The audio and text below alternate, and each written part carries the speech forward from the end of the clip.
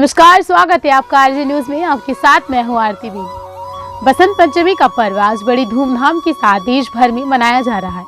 लोग social media पर अपने मित्रों और रिश्तेदारों की बसंत पंचमी की बधाइयां दे रहे हैं।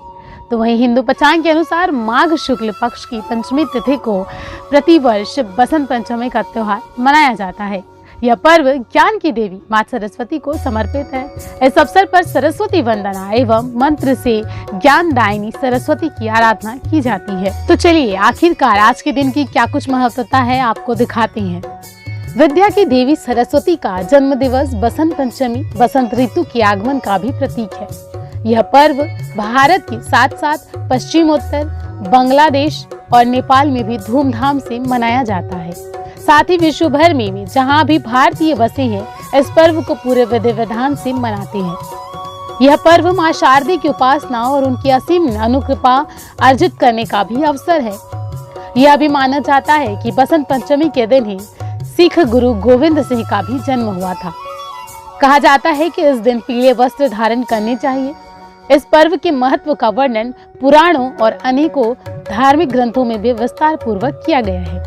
खास तौर से देवी भागवत में उल्लेख मिलता है कि माघ शुक्ल पक्ष की पंचमी को ही संगीत, काव्य, कला, शिल्प, रस, छंद, शब्द शक्ति जिहा को प्राप्त हुई थी। तो वहीं आपको ये भी बता दें कि इस दिन देश भर में शिक्षा विधि और छात्र मां शारदे की पूजा कर उनसे और अधिक ज्ञानवान बनने की प्रार्थना भी करते हैं। बसंत पंचमी के दिन विद्यालयों में भी देवी सरस्वती की आराधना की जाती है। भारत के पूर्वी प्रांतों में तो इस दिन में घरों में देवी सरस्वती की मूर्ति स्थापित कर उनकी पूजा की जाती है।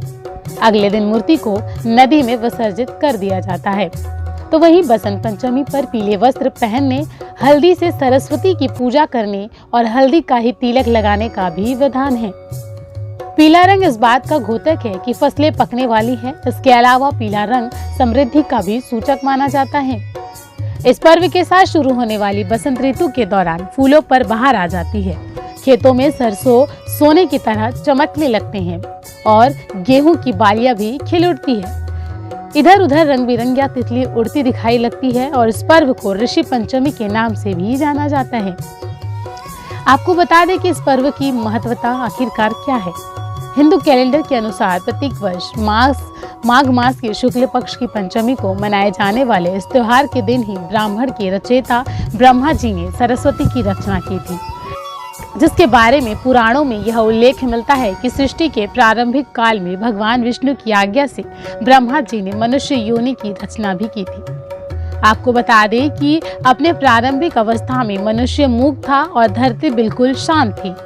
ब्रह्मा जी ने जब धरती को मूक और नीरस देखा तो अपने कमंडल से जल लेकर छिड़का, जिससे एक अद्भुत शक्ति के रूप में चतुर्भुजी सुंदर स्त्री प्रकट हुई, जिनके एक हाथ में वीणा एवं दूसरा हाथ वर मुद्रा में था।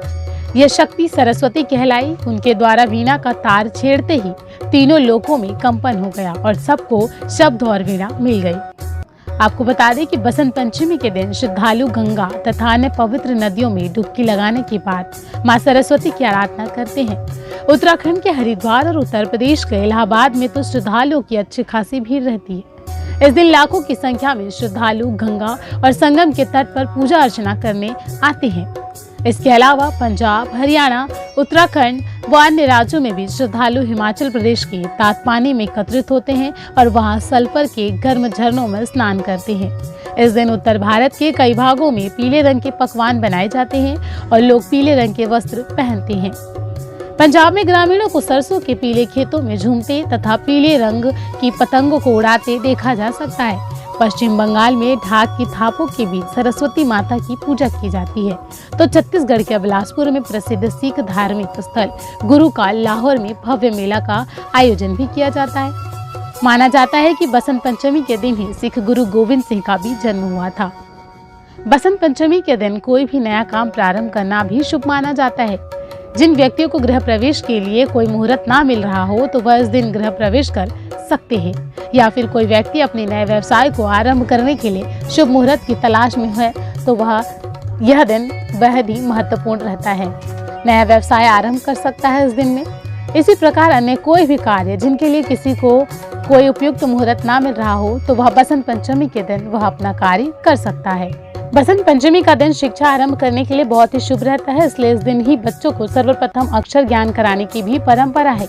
यदि आप शिक्षा से संबंधित समस्याओं को दूर करना चाहते हैं और शिक्षा में सफलता प्राप्त करना चाहते हैं तो बसंत पंचमी के दिन मां सरस्वती का आशीर्वाद प्राप्त करने के लिए आप उनसे प्रार्थना कर सकते हैं।